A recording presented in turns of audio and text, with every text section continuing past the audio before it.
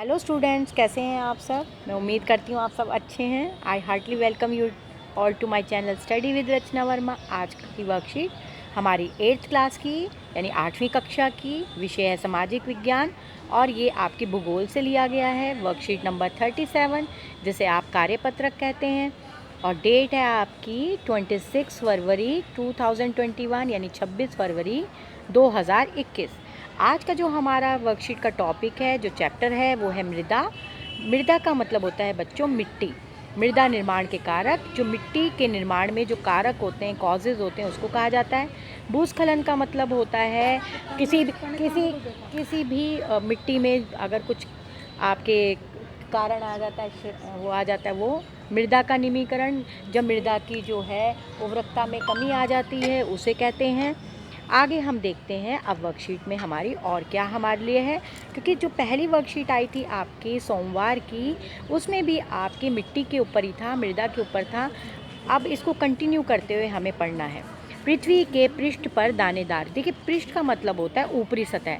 तो पृथ्वी के ऊपरी सतह पर दानेदार कणों के आवरण की तली परत जो है मृदा कहलाती है। यानी आप इसे कह सकते हैं जो पृथ्वी का ऊपरी भाग होता है, जो पतली परत होती है, उसे मृदा कहते हैं। यह भूमि से निकटता से जुड़ी होती है। स्थल रूप मृदा के प्रकार को निर्धारित करते हैं। यानी कि जो भी स्थल होता है, वहाँ की जो मिट्टी होती है, तो वो बहुत बड़ा कारण होती है वहाँ की रंग रूप के लिए। मृदा का निर्माण चट्टानों से प्राप्त खनिजों और जैव पदार्थों तथा भूमि पर पाए जाने वाले खनिजों से होता है।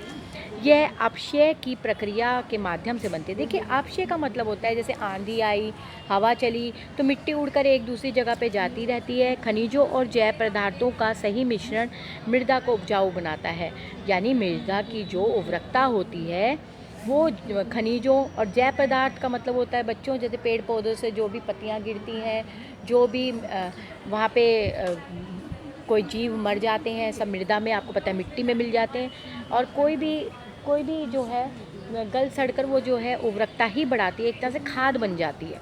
अब यहाँ पे देखना है मृदा निर्माण के कारक कौन से हैं। जनक शैल का स्वरूप, जलवायु कारक, स्थलाकृति, जैव पदार्थों की भूमिका, मृदा निर्माण के संगठक में लगा समय।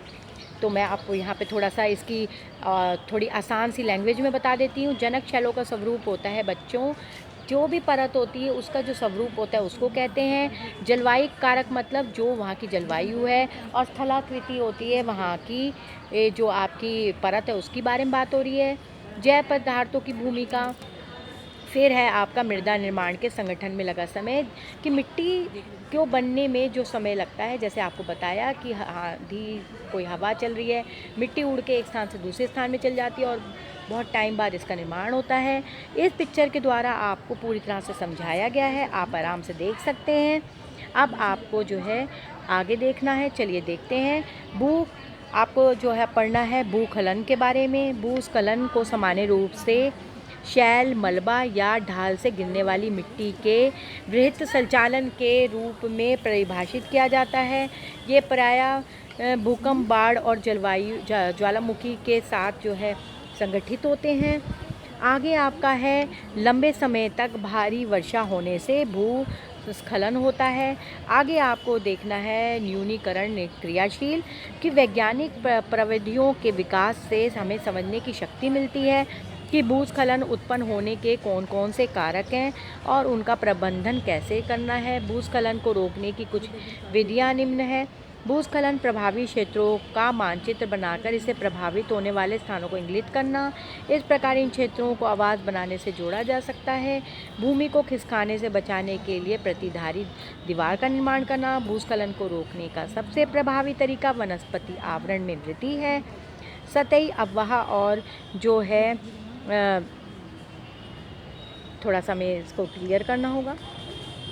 और जो है तो हमारा अब है सेंटेंस, सतही अफवाह और झरना प्रभावों के साथ साथ भूस्खलन की गतिशीलता को नियंत्रित करने के लिए पृष्ठीय अफवाह नियंत्रण उपाय कार्यान्वित किए गए हैं। फिर है आपका मृदा का निमीकरण, मृदा अपवर्तन और क्षीणता मृदा संसाधन के लिए दो मुख्य खतरे हैं। मानवीय और प्राकृतिक दोनों ही कारकों से मृदाओं का निमीकरण हो सकता है। मृदा के निमीकरण से सहायक कारक जो है वनोन्मूलन, अतिचारण, रासायनिक उर्वरक, कीटनाशक पर अत्यधिक उपयोग, वर्षा दोहन और भूस्खलन और बाढ़ है। अब हमें यहाँ पे जो है इस वर्कशीट से रिलेटेड क्वेश्चन आंसर दिए हुए हैं। तो पहला हमारा प्रश्न है मृदा का निर्माण कैसे होता है, दूसरा है मृदा के निर्माण को प्रभावी बनाने वाले कारक कौन से हैं, और तीसरा भूस्खलन को कम करना क्यों आवश्यक है। तो फर्स्ट क्वेश्चन देख लेते हैं कि मृदा का निर्माण कैसे होता है। तो आंसर आपका फर्स्ट है कि मृदा का निर्माण चट्टानों से प्राप्त खनिजों और जैव पदार्थों तथा भूमि पर पाए जाने वाले खनिजों से होता है, और यह अपक्षय की प्रक्रिया के माध्यम से बनती है। और खनिजों और जैव पदार्थों का सही मिश्रण मृदा को उपजाऊ बनाता है। आंसर नंबर 1 हो गया। अब आगे देखते हैं क्वेश्चन नंबर 2। चलिए देख लेते हैं आपका क्वेश्चन नंबर 2 जो कि हम पहले भी पढ़ चुकी हूँ कि मिट्टी के निर्माण को प्रभावी बनाने वाले कारक कौन से हैं। तो ये रहे आपके कारक। तो ये आपका आंसर नंबर 2 हो गया। जैव शैलों का स्वरूप, जैविक कारक, स्थलाकृति, जैव पदार्थों की भूमिका और मृदा निर्माण के संगठन के जो है लगा समय। तो ये हमारा हो गया आंसर नंबर 3। अब हमें आगे देखना है। क्वेश्चन 3 है भूस्खलन को कम करने की आवश्यकता क्यों है।